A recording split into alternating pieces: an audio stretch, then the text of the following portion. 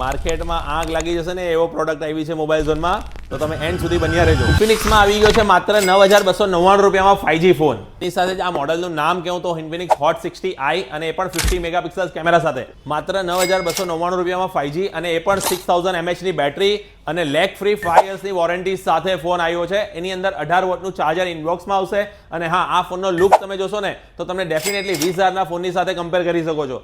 Second વસ્તુ, ફોનની અંદર એના સિવાય AI ફીચર્સ આપી દીધા છે અને મેઇન વસ્તુ તમને કહી દઉં, 128 GB સાથે ફોન છે.